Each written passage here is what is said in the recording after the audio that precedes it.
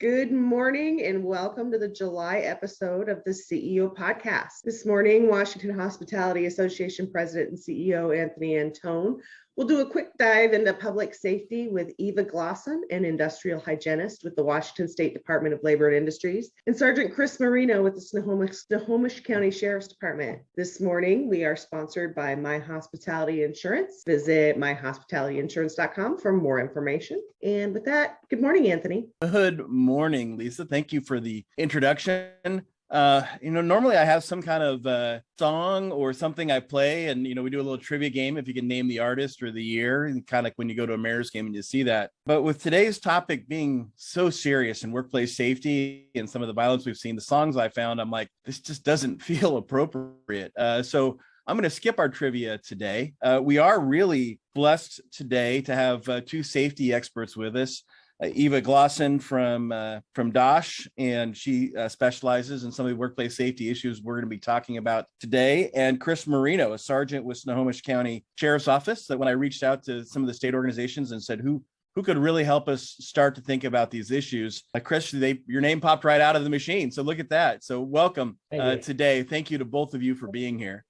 Today's conversation, I'm considering it a starting point. So if you're turning in saying, I'm going to listen today to get the answer, I think today is going to be more of a starting point in learning a couple of key things and help the industry start looking for best practices or improvements. In all my years here, I grew up in the industry, but I really am more of an ops person. I really understand food dollar and RevPAR and employment and policies that impact us and legal around, can you employ teens? What are liquor laws? The idea that we have to figure out and start talking about what is workplace safety and how do we protect employees from having a gun put in their face in a drive-through, or having someone come in and wield a knife at the front desk, or dealing drugs out of a hotel room, and when you confront or when there's an issue, there's death threats on employees. These are issues that we honestly, when I get into hospitality, these are not the reasons we got into it. And so I think our conversation is going to show my novice on these issues, so please excuse me, but it's a conversation we need to start exploring. First, I want to go through some industry news. All of us know us well, but for Eva and Chris's sake, on the association's best day, we do 4 things for the industry.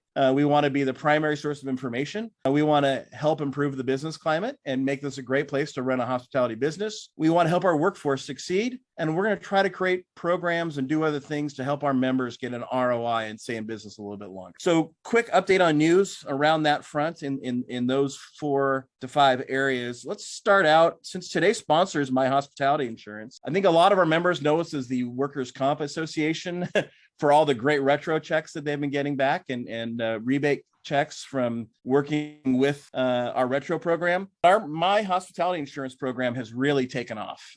And for the second quarter in a row, has set record enrollments, which is great about the growth. But the more exciting thing is their average savings to those enrolling has been 24%, or roughly $5,400. So that puts it on the kind of savings up there with retro and our workers' comp program and other things we've done. So we really want to have 4 to 5 great programs that, more than pay for your dues and help you run a great operation. And just our now, I think, 3rd year into business insurance, and I think it takes 6 years to fully build a program. It's really rocking it. So kudos to the team. If you want to know more about My Hospitality Insurance, you can find it on our website or email us. Lisa, one of the things I usually say is if you have any questions on today's podcast, at wahospitality.org. Podcast@wahospitality.org. So if you're listening to your car, get home, stop driving, and then email us. Don't email us in the car.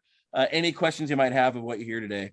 Couple of other quick things on the news. Our government affairs team on the state side just finished their screening and interview process of right around a couple hundred candidates for public office, and have selected the 55 people we're going to endorse this year. So they've been on the road, being road warriors and getting out in all your communities and meeting folks. And our government affairs team met last week. So pretty soon you'll be hearing of who they are. And so, and who the candidates we're recommending for office are. So keep an eye out for that. On local issues, a lot going on. I'll just cover one. The city of Tukwila has qualified a minimum wage initiative for the ballot that will take it roughly just to right around $18 an hour.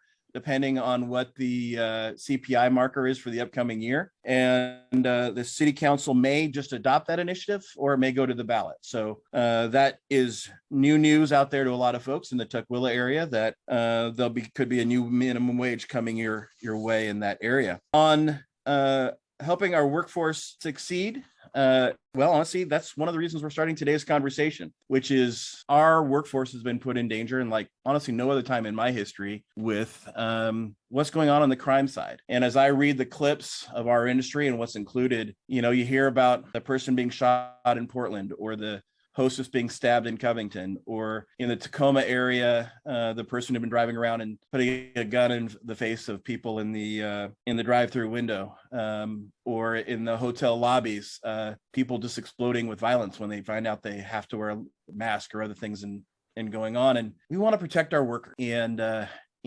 association has typically not had a role in what do we do with crime and other issues. And the board has said, we need to rethink this. What is our role here? Eva, thank you. I'm going to start with you. Thanks so much for joining us today. We're just learning about this stuff. I'm not just learning, but we're just getting serious about maybe we need some best practices and need to rethink what we're doing. Give us a little bit of your background. And if you were opening up a coffee shop today of your own, what would you do to protect your workers in a time where crime and these violent issues seem to be escalating?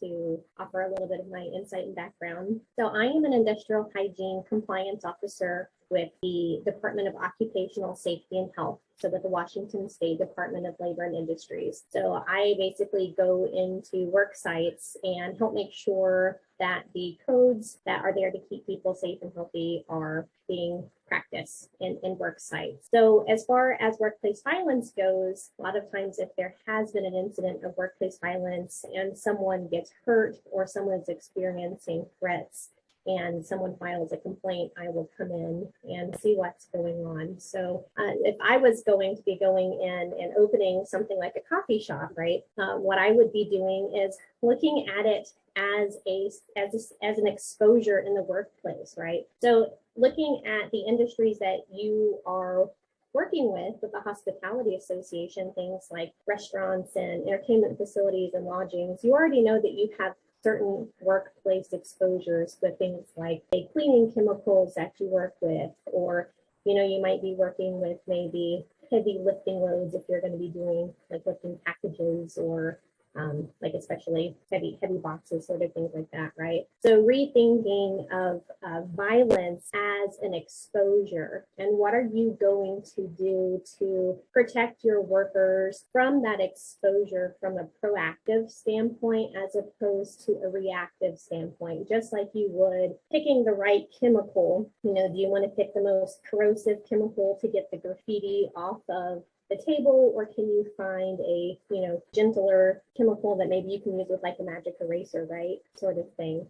You know, here in Washington State, we classify workplace violence, and so does federal OSHA and NIOSH, that sort of thing, with 4 different types of workplace violence. And the type of violence that we're kind of talking about today, especially with Chris here and him talking with his expertise that he brought in, is type 1 violence, which is violence where the perpetrator of the crime does not have any sort of legitimate business relationship with the workplace, and they have criminal intent with the workplace. That's going to be someone who is going to be like robbing the workplace. And unfortunately, that is the number one reason why people die in Washington State, and especially across the United States. And it's actually the number one killer of women in Washington State and across the United States is occupational homicide, more than car accidents, more than chemical exposures, more than anything else. So it's something we definitely take very, very seriously. So can I ask you to repeat that? Because honestly, I would not have known that. You're saying that the violence in the workplace is the number one killer of women in the United States and in the United States, ahead of car accidents. And I'm guessing you're not including the medical stuff of cancer and other things, but as far as for in the workplace, so how people die at work. Oh, okay. Yeah. So how people die at work. It's on the job. So if someone dies at work from a workplace exposure, it is homicide for women. Okay, that's a good clarification. Just the way you had said it, it made it sound like all causes of death, and I just want to make sure you got that. Yeah. So if it's considered an occupational homicide, that would be that. Gotcha. The number one occupational course of death is workplace violence around criminal intent For women, yes, that's correct. Okay. Yeah, and that's been the case for 20 years. So it's something that we take very seriously. And so something that we would hope that workplaces also take very seriously.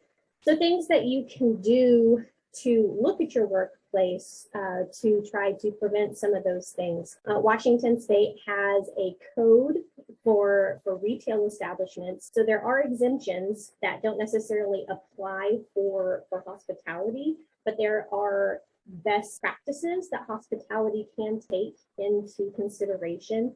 It's called the Late Night Retail Worker Crime Prevention. And I'm definitely going to share this information with y'all after the fact as well. And it has things like, what kind of lighting do you have in your workplace to make sure that it's not too dark?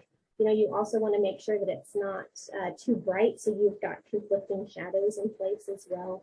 What money handling do you have in place? Like for retail establishments, it's really important. And that's why, like when you go into a gas station, they have the signs on the doors that says, we don't keep more than $100 on site, and we have a drop safe, that sort of thing. But, are there certain working establishments that you might want to have those same cash handling practices in place? Just some things to maybe think about. What kind of crime prevention training strategies do you have for your workers? Instead of just assuming everybody knows what's to happen when someone comes through that drive-through and puts a gun in someone's face, or someone walks in off of the street with a knife. Are you sure that you know what everybody does, especially if you have a lot of seasonal workers? How do you know that they know what to do? What are your expectations for them to do? There's a lot of good training modules that are out there that you can pull from, that having those conversations with your workers to understand what those expectations are. Okay. Let's start with those three things. When I heard you say is you should review the late night crime prevention practices, even though a lot of them don't apply to hospitality, there's a lot of good practices in there. Well, I'm talking to Chris. If you have the link to that and you can throw in the chat, great. If not, maybe send it to Lisa later and we can put it on our post podcast update. Then also you mentioned some lighting and making sure people know what to do when people walk in the door, and that a crime is taking place, that your people are trained and well informed. I think those are good starting points. Eva, I'm going to come back to you and ask more questions. But Chris, I want to kick it over to you. Thanks again for being here. Your peers talked highly of you, but for our audience, can you give us a little background of who you are? And if you had an opportunity to open your own hospitality business and get things going, can you give us 2 or 3 things that you would start with in really making sure that you're trying to do the right thing for your team? Yeah. So I've been in law enforcement for 15 and a half years now.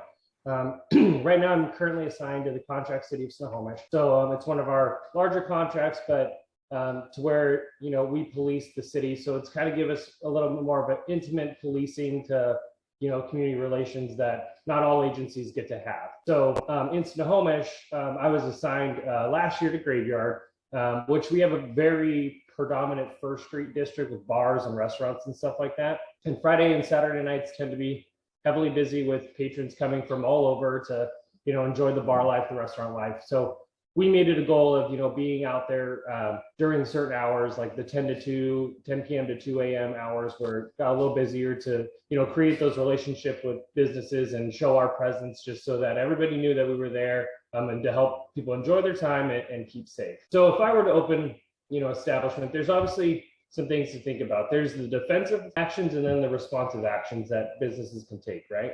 So on the defensive actions, if I were to open a place, I would make sure that, you have cameras that record, that are recording to like a DVR or something, or to a cloud or something of that essence. It's a good deterrent to have, so people know that, hey, if I'm going in there, whatever I do, it will be recorded. I don't know all the rules on everything OSHA for placement of things, but like some things to think about is for like restaurants, where you place your hostess.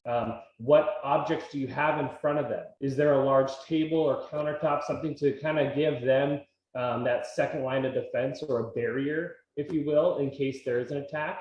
Something that will hopefully slow the perpetrator down and give your employee some reaction time, because we're always reacting to somebody else, right? So we're behind the curve. So that'll allow them to hopefully kind of get away or have some sort of defense. I know in one of the questions that popped up, I saw that there's a lot of concern with the mental illness, and the behavioral health crisis is what it's classified as. And in every industry we're learning. We as police officers, we are now acting as more social workers than we've ever done in the past, and that's more training that we've never had that now we're embracing and starting to learn. So it's a big learning experience for all of us.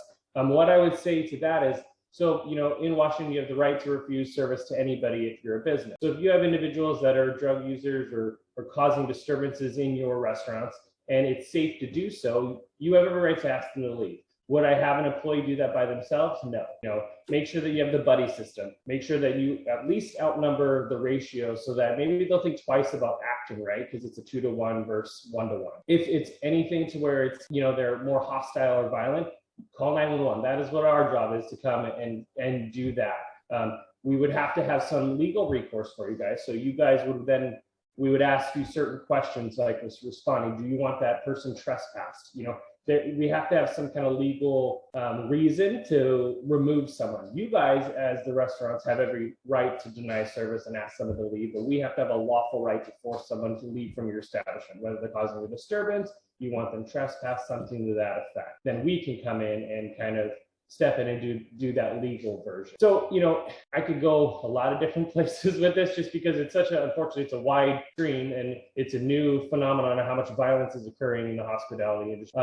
Like for hotels or larger businesses, security is a good deterrent, obviously, to have paid for security service, some kind of person that's, visible, and it's a visible deterrent to hopefully stop any potential attacks.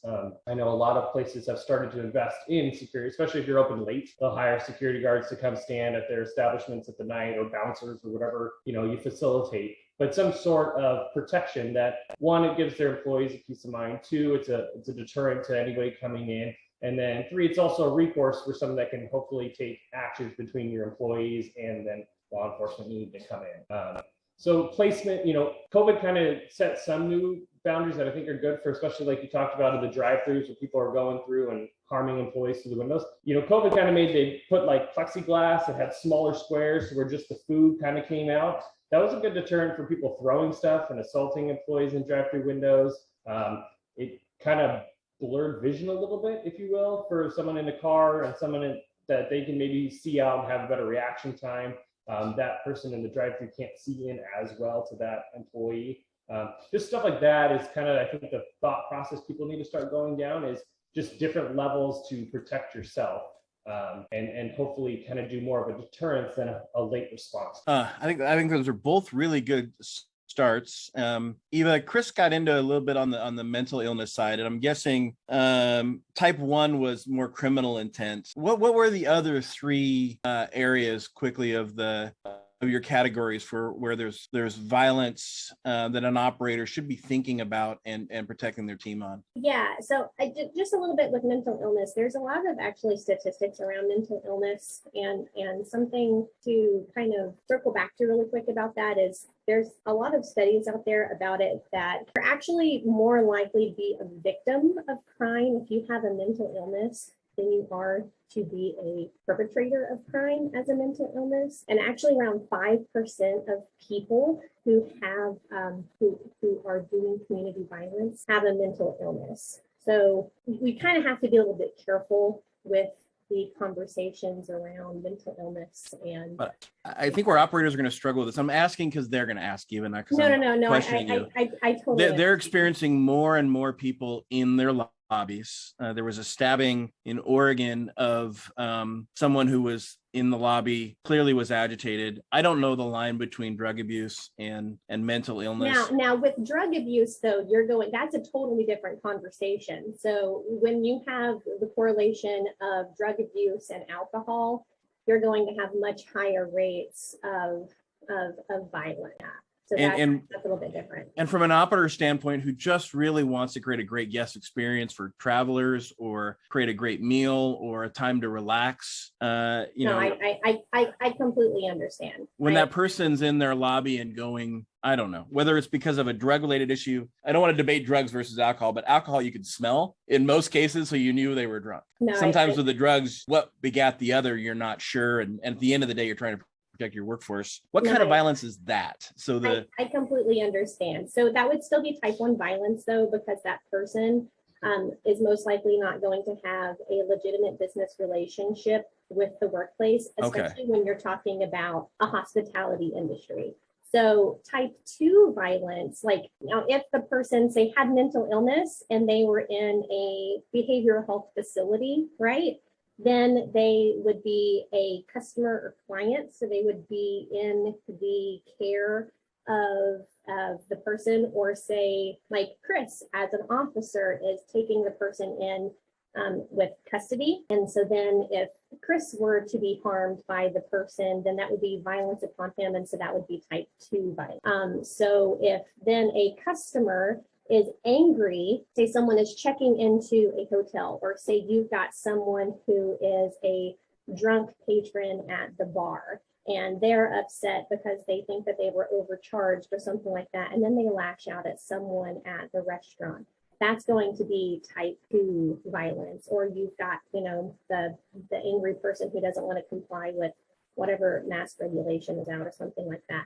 That's going to be type 2 violence. So that's someone who is a customer or client who is acting out in violence against someone who has a legitimate business relationship. Type 3 violence is peer-to-peer. So that's when you have employees who are going to be fighting and having violence within in the business with each other. So coworkers who are fighting with each other. Or you're going to have something where there's like a superior and an employee who are fighting with each other. So say maybe like there's like an employee who is being disciplined or something like that, and you've got an employment dispute, and there's violence, say someone's like retaliating against each other and it's escalating in a really negative way, and there's like threats of gun violence or something like that. That's type 3 violence. And then type 4 violence is intimate partner violence, and that is where it's going to be a known relation or an intimate partner, which is where it can be a current partner or an ex-partner. And this is another type of violence. It's especially with women who are, like I said, because that's just the type of violence that, or because workplace violence is the leading cause of occupational death that we see with women. And type 4 violence is the second leading cause of death that we see.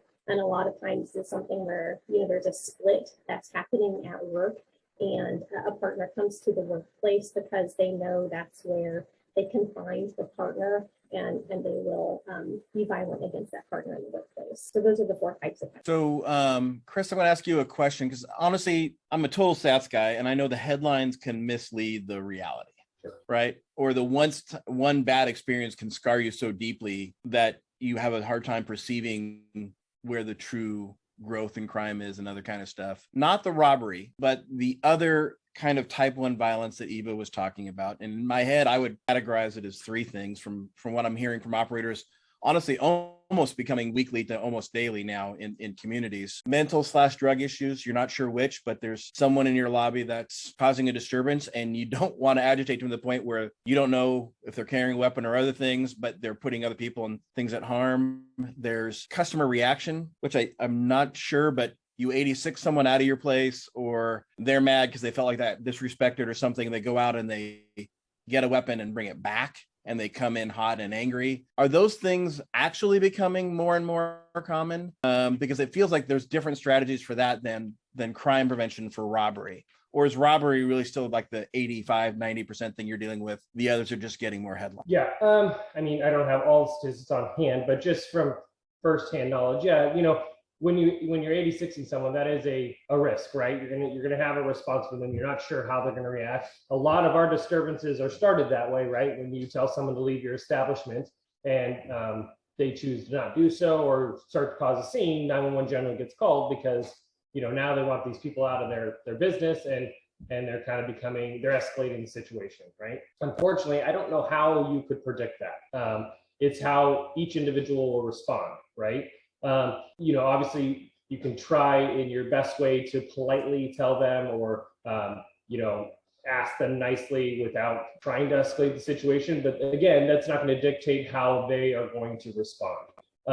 In each of those situations, unfortunately, we're going to be in that reactive state, right? We're going to be behind the curve because you now have a volatile situation and you're having to call 911, then you're waiting on the response to 911 for us to get there.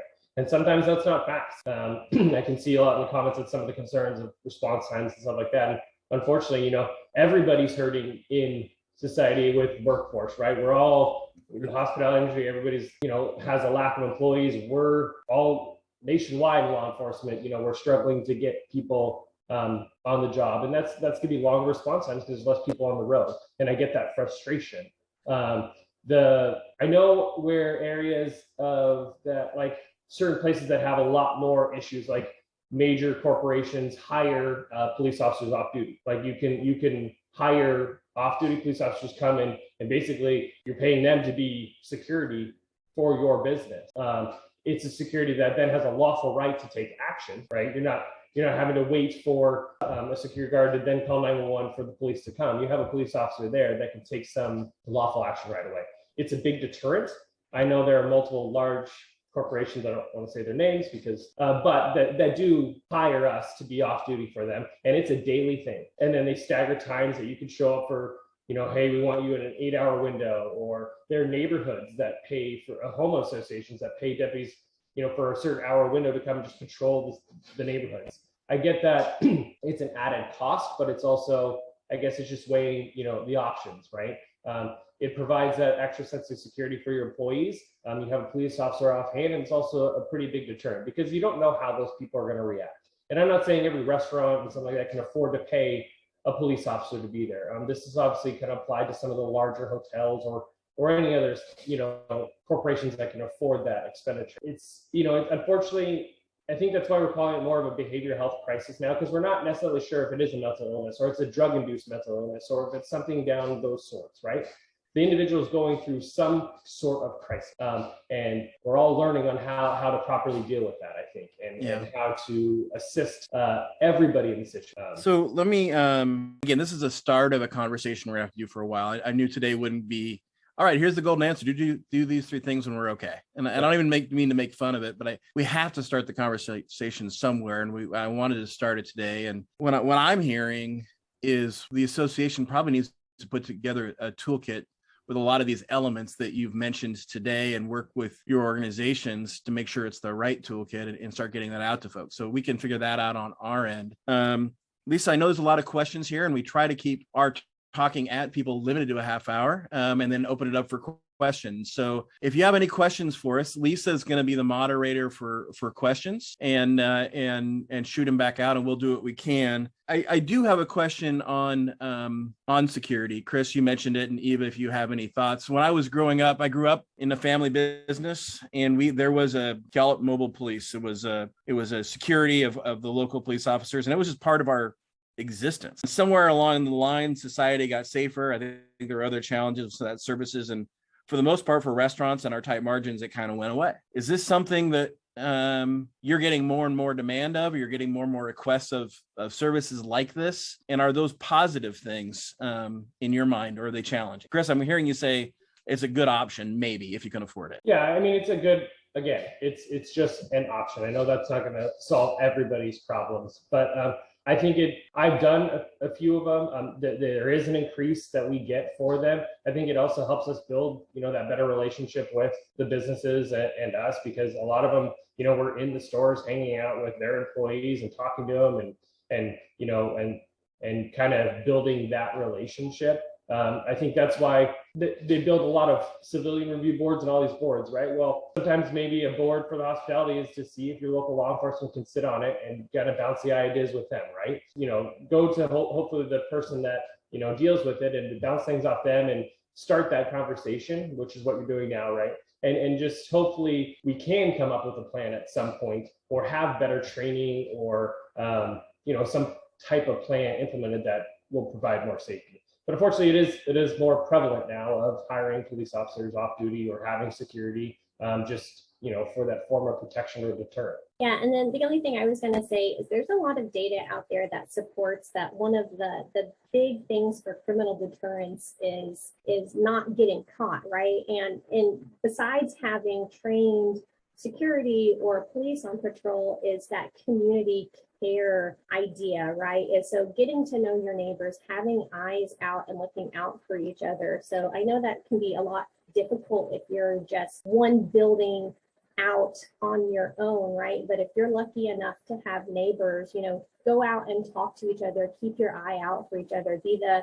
neighbors looking through your windows at each other, keeping your windows open and unobstructed so you can see each other and call each other to be like, hey, there's someone kind of like hanging out looking kind of sketch. Are you aware of that person? Do I need to call someone? Should, looking out for each other really goes a long way as well. We can't be an island. It takes a community to look out for each other. Well, and text groups and other things make it so much easier today than it was for, not that long ago. You had to make 10 phone calls. Now you can say one text and say totally. Yeah, something joining along those lines. That's next an interesting door thought. apps, those Facebook groups, being a part of those social media organizations as well to look out for each other.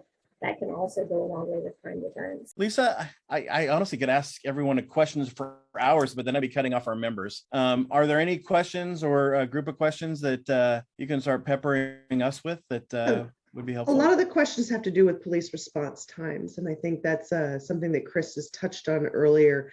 But I think another question is, how do we get back to basic acceptable standards of safety and cleanliness in our state? If the person who wrote that question how do we return to civility, maybe is the question. I do think it's interesting. I'm not sure even or Chris would have the answer to how we return to those times. That seems like a broader issue, unless one of you don't want to take a stab at it. Yeah, I mean, I guess from like a safety and health standpoint, so we do have basic codes that have been on the books for quite some time, right? So from an occupational safety and health standpoint, that's my jurisdiction, and that just kind of goes from a worker's standpoint. We have things like bloodborne pathogens, so if there would be things like syringes and blood sort of things, that we would have the expectations that those would be cleaned up. It looks like something just popped up in the chat about can't be acceptable that young healthy people are afraid to walk down the street. So that's unfortunately that's not my jurisdiction from a worker's standpoint. So I think I do think we have to figure out how to return to those times, but we also have to deal with the times that are and how do we deal with that? And to some degree, I think we're going to have to really get active in our community. And so absolutely to survive in today's world, a lot of places will have more than one hotel or more than one restaurant because the margins are just way tighter where they were in the 70s or 80s for a variety of reasons that we'll stay out of because that's another show. Which means we probably have to do more training of the GM, right? And so GMs may not be the owner or even the shift managers. Have you seen any really good trainings, or are those things you work with industries on to develop trainings so the on-site people in charge in the moment kind of have a sense of how to support and run their team? But kind of along those lines, right? If you're doing things to keep your workers safe, you're going to be keeping your guests safe. And that's going to be keeping the community around it safe, right? If you're doing those things to keep your guests safe, you're going to be keeping your workers safe, and it's going to be keeping the community around it safe as well, right? It's kind of this big, warm, fuzzy, feel-good bubble, right? Does that kind of make sense? I think it does. And I think that's where just so weird for us to have to be suspicious of our guests, because hospitality is literally in our name. We want to be the place that welcomes in people to have a day off and have a break and relax and get away from it, whether you're on a vacation or whether you're had a crap day in a business trip or whether it's food and beverage. And so the fact that we who are so used to be welcoming now have to think about how to be suspicious and protective of is an odd dynamic for our industry that I think we're all just starting to think through. Does that make sense? It does. So Lisa, other questions that are in the chat? I think that about does it. Wow. Okay. Chris, broadly speaking, do you see your peers across the state, if you can answer that, or even maybe just easier Snohomish County, when businesses want to build a relationship? Because so much of our life is communication, right? And understanding what's going on. Is it just cold calling their local officer and say, look, beyond I want to report a crime, I've got some tough issues going on in here, and can you come talk to us? Or is there time for that? Or what's the best practice where someone says, I want to go beyond reacting of reporting a crime and I want to start being proactive? Right. Where do they start? Yeah, so there are a lot of agencies that have community or like groups of officers that deal with certain aspects, right? So I would think don't call 911 for it, obviously, because that takes up time. But reach out to the precinct or police department that you're at. Call their business line. Ask to speak to someone that can help facilitate that. We have there are sergeants or there are community officers that can come, and hopefully we have designated deputies and other agencies do that. They go out to neighborhoods and promote neighborhood watch and all those type of things. Those are the type of people that can come and hopefully help facilitate a meeting with your local business. I know in Snohomish we were able to do that fairly easy because it was a little bit smaller knit of a community, right? All of us were in this city working, and we had the time to go down there, and I made it a personal effort to go down there and introduce myself to the businesses and build that relationship. And in turn, it reduced a lot of the issues we had, both with crimes and disturbances, just presence, and then building those. The employees felt comfortable. I think they felt more entitled and felt safe, and just building those relationships does help. And I think just contacting your department and seeing if the receptionist can set you up with that person that could do that best, because it might not be the deputy police officer that's just on the street answering the 911 call. It could be someone have to be a little bit higher up that can facilitate a meeting or do this. And I know we've done it in the past. We've gone and spoke with different community groups. And it helps, it does. And then it could start that conversation, of what can we do to keep our employees safe or take better practices to keep our business. So Lisa or Eva, we try to keep these around a half hour so people can listen in their car later. For those who do the podcast, bring it home from your perspective. If we're starting this conversation and we're starting to move away from just being frustrated and angry about it to say, okay, what do we strategically do in our business? What did you either hope someone took away from this podcast today, and or would you recommend, if you had to take away one or two things, here's what you hope that they would remember? I guess it would be that there are resources out there. I'm also going to drop a link in the chat for y'all that Labor and Industries does have a consultation group that can help individual employers go through and look at their individual business and try to work with them to see how they can help build a plan, like how they can write their program looking at workplace violence as an exposure, and just to realize that they're not in it alone, and that this is something that we're looking at, and that we understand your frustration as well. Final thoughts for you if you're advising a friend who had a small hotel in your community or a neighborhood bar or franchise, and what would you hope that they're one of the one or two things they took away from today? I just hope that they know that this is a new topic that unfortunately everybody's having to kind of tackle, right?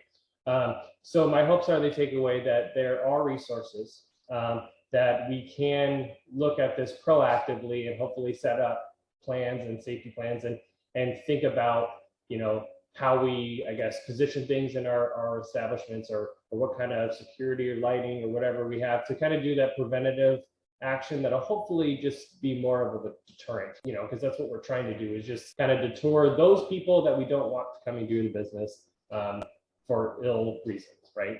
So if we can put some form of a barrier that would do that, I think it would kind of start that trend that, well, don't come here technically. Lisa, unless there's anything else in the chat, I'm going to ask you to thank our sponsor here again in a minute. I also recognize, go ahead, Rio. Was there another thing that came through? Yeah, one question about laws having are there any laws in place about having pepper spray or mace on site for staff to use if absolutely necessary? Eva, that's probably a question for you. Yeah, that'd be more. I know businesses have certain policies, right? Or rules for their employees carrying any type of, self-defense stuff. But I'll tell you what, I could see on Eva's face that we're going to give her a little time to get that question answered, and we will get it back to you offline. So if we know who the person was, we will email it to them. Hey, we've all been there. We all get it. Like, not been a code I've had to enforce. How about that? I will have to look that up and circle back. I want to say thank you. You two of you took your time today to start a conversation that there's not a lot of easy answers for. I think like a lot of things, you have to start somewhere. And hopefully this is the starting point for people to start being strategic and thinking through, how do I move forward for a societal problem that's going to be with us for a while? 20,000 jobs available right now today we can't fill. I talked to some of my friends in the construction industry. They have about 18,000 jobs they can't fill. Chris, you're even talking about in law enforcement. The shortage. And so what's weird about this, normally when you see crime rise in the way that it's rising, it's economic related. There are way more jobs than there are people right now. So this is something different. I think that we're all going to have to come together, breathe. How do we help people and our employees moving forward? The association will continue to work hard to put together resources. I think you've laid out a nice outline of what a toolkit might be for operators today. So Lisa, maybe you and I can help put that together and maybe have that in the future if time allows. So thanks again. Lisa, you want to bring it home for us? Yeah, thanks again to My Hospitality Insurance. That's myhospitalityinsurance.com if you have any questions about it. Thanks again. And we will see you next month. Everyone have a great and safe summer. It's an honor to serve you.